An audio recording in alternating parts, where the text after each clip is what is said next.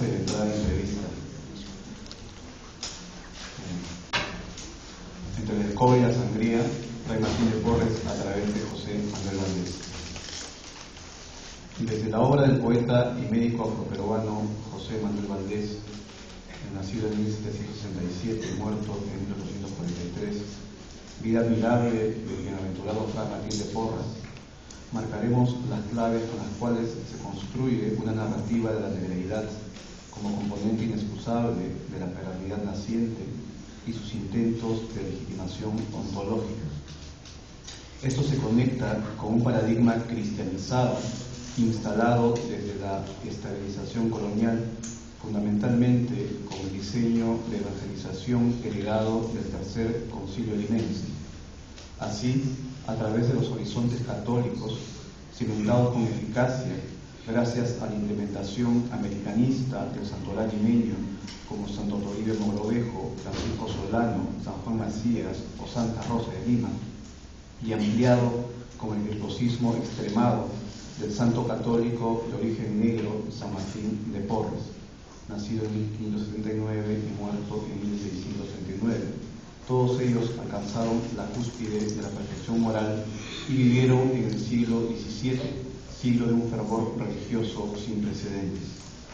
La tesis de Valdés, célebre protomédico y catedrático de prima de medicina en la Universidad de San Marcos a comienzos del siglo XIX, es que los armazones de una nación republicana flamante no estarían claramente estables si no aceptamos que para la conformación de ella le corresponde el reconocimiento de un mosaico étnico que debería trascender al sujeto criollo vencedor.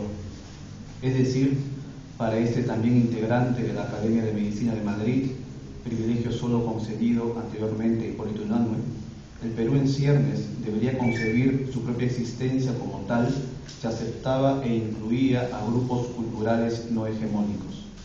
En ese sentido es que se ubica el relato de Valdés y sus articulaciones epistémicas para normalizar a los grupos de origen negro en un país naciente a la modernidad, pero acentuadamente excluyente, que perfilaba el dominio republicanista más oligárquico y limeño.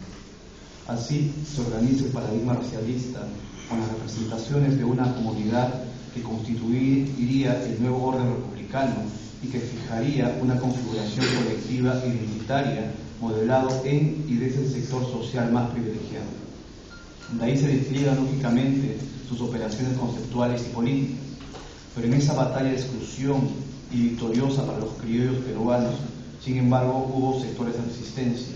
El más notorio por sus implicancias fue la derrota de proyectos alternos, como la tupacamarista, que significó el desalojo de los indígenas en la fundación de la independencia.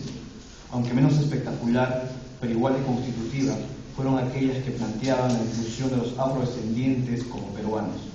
Un ejemplo de ello, desde la prensa en los albores decimonónicos, sucedió en 1812, en plena efervescencia liberal en las Cortes de Cádiz, bajo la firma de un originario de África, publicado en el peruano. El autor, escondido por intérprete de una resistencia antihegemónica, demanda la inserción de los afroperuanos en la nación estrenada, argumento que fue combatido violentamente por los criollos, tanto del liberalismo gaitano de tendencia suarista como por los republicanistas vencedores de filiación ilustrada. Sin embargo, tal como lo planteamos, la estrategia de Valdés es rastrear un programa nacional complejo y que sugiere una agenda inclusiva para los grupos no criollos blancos, que principiaría con la consagración de Fray Martín de Porres como santo limense, surgido con una razón fundacional de afroperuano ejemplar socialmente y admirable moralmente, en un siglo como el XVII, provisto de esa atmósfera religiosa impresionante, pero también de agresivas controversias sobre el ser americano. Por ello la importancia de escudriñar ese texto imprescindible para la figuración conceptual sobre nuestra dinámica teórica inaugural en los inicios de la estabilización colonial y sus enlaces y vinculaciones con el origen de la República. Este documento esboza con claridad meridiana una reflexión sobre el estatus tanto ontológico como epistemológico del nuevo habitante postconquista, aunque concertado bajo los criterios de la marca moral de Fray Martín de Porres, amplificando con ello los términos sobre las profundas reacciones en el debate de la peronidad y su significado, entroncado además a un cuerpo textual mayor que se entrelaza con la genealogía sobre la reontologización americana desde el siglo XVI. Los tejidos discursivos que tensionaban esta neo-ontología de los habitantes del Nuevo Mundo tienen un seminal y decisorio escenario en los célebres debates lascasianos, cuya influencia es primordial en el propósito evangelizador posterior de la primera etapa de la conquista española. Sin embargo, un debate mayor apareció inevitablemente pasada la etapa temprana de la colonización. ¿Qué son finalmente los nacidos en tierras americanas durante la ocupación? Se desplaza entonces el centro de la discusión hacia una paradoja tirante. Si en la primera etapa se negociaba violentamente sobre la ubicación ontológica de los nativos originarios ya dominados, en el siglo XVII, este se focalizó en distinguir el estatus del mestizo para excluirlo, el establecimiento de una retórica y una episteme del sujeto nacido en América. Es desde este foco de reordenamiento social y simbólico que la élite intelectual americana naciente traza una serie de estrategias discursivas que les permitan agruparse y legitimarse bajo núcleos teóricos efectivos para acceder a los circuitos de poder. Para ello, introduce la crítica al modelo estamental colonial, planteando un ajuste donde los criollos mestizos puedan ser incluidos. En ese sentido, la producción textual en el siglo XVII es un muestrario capital sobre esta cuestión. Es en ese universo colonial constitutivo que puede entenderse mucha de la elaboración textual que apela a una resignificación de las categorías de entendimiento social y elabora claramente un sujeto americano definido como el habitante que no es español ni nativo, sino más bien hijo de ambas tradiciones, y que en la práctica ya había sido excluido de los circuitos de poder, y que ahora se quiere posicionar como interlocutor. Primero y después concluir su propia validación. Tenemos así la tesis de Garcilaso, de la Vega o León Pinedo, como artífice de una narrativa que tercia en el acceso al poder institucional que luego el Tercer Concilio Limense había quedado organizado en su sentido religioso y que el gobierno toledano había desplegado su proyecto de colonización también exitosa a pesar de la radical pero fallida extirpación de idolatrías. Entonces hay un debate sobre este nuevo sujeto que no es el colonizador ni el primariamente colonizado que traza el siglo XVII. Es donde se inserta la preocupación de diversos autores como Jerónimo de Valera o el cusqueño Espinosa Medrano, que en su libro Filosofía Tomística, publicado en 1688, en el prólogo al lector, sostiene la tesis de una necesidad de un corpus textual y una élite letrada que tenga delimitada las fronteras de una autonomía discursiva americana y que marque claramente una fisura frente a lo planteado desde la metrópoli. En ello coincide con esa metacrítica a la episteme europea que se ve a sí misma como un orden descalificador y a la cual se contrapondría un círculo activo de intelectuales americanos. Es en ese debate que se consigue una variable clave que interpela radicalmente esa dicotomía. Así, la reformulación de lo identitario para romper esa ambivalencia introduce una otredad no considerada como parte inicial de esa codificación.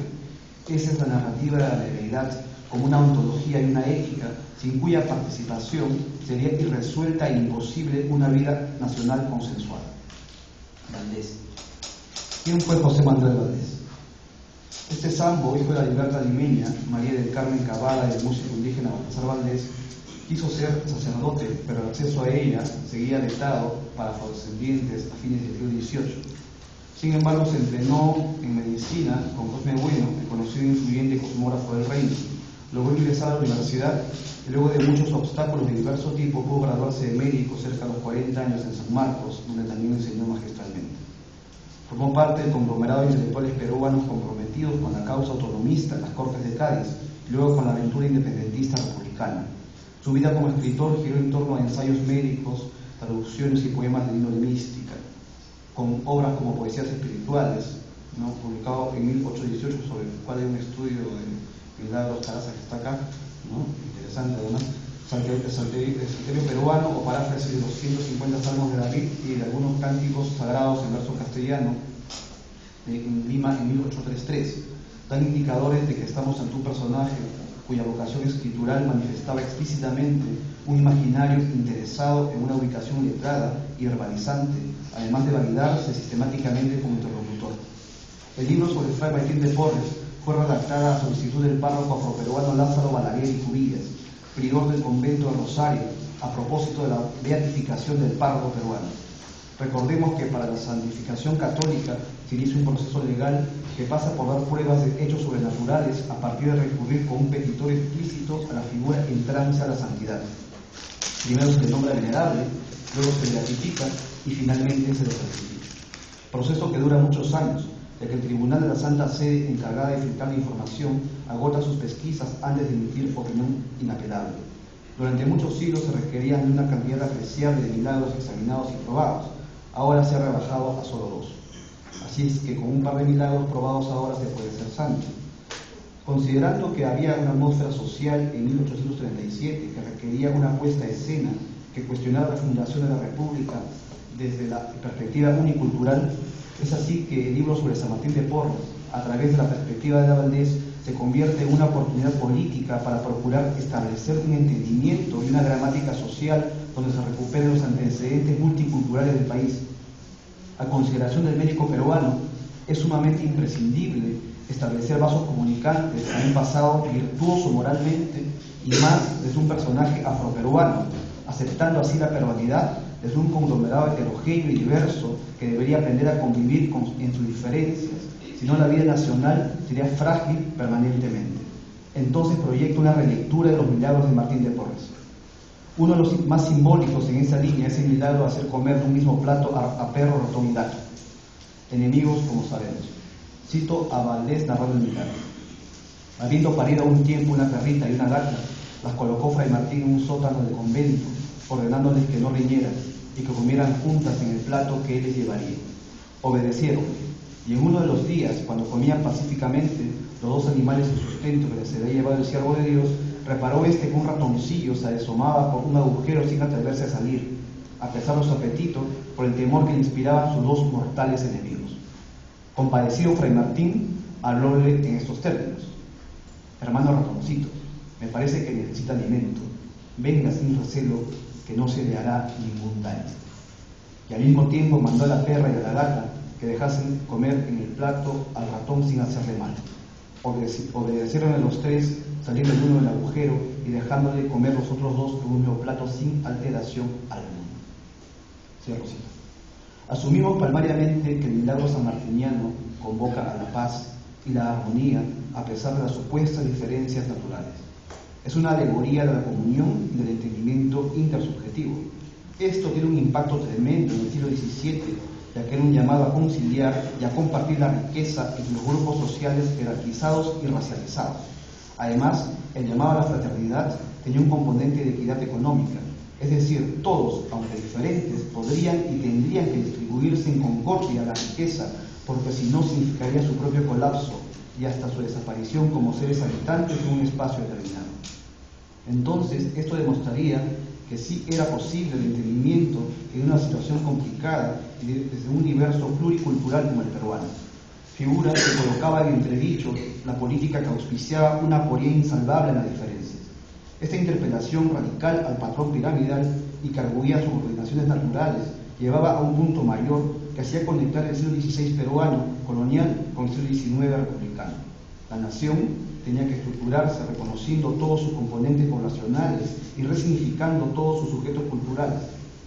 La vinculación con una moral virtuosa que amalgaría estas diferencias. Esto será representado en la vida y obra de Fray Martín, ya no como signo únicamente de la cristiandad, sino de una peruanidad cuyas premisas habían sido dispuestas por grupos privilegiados y monoculturales. Ello, con este texto a través del Código de Valdés, tenía que ponerse absolutamente en cuestión. Bueno, muchas gracias.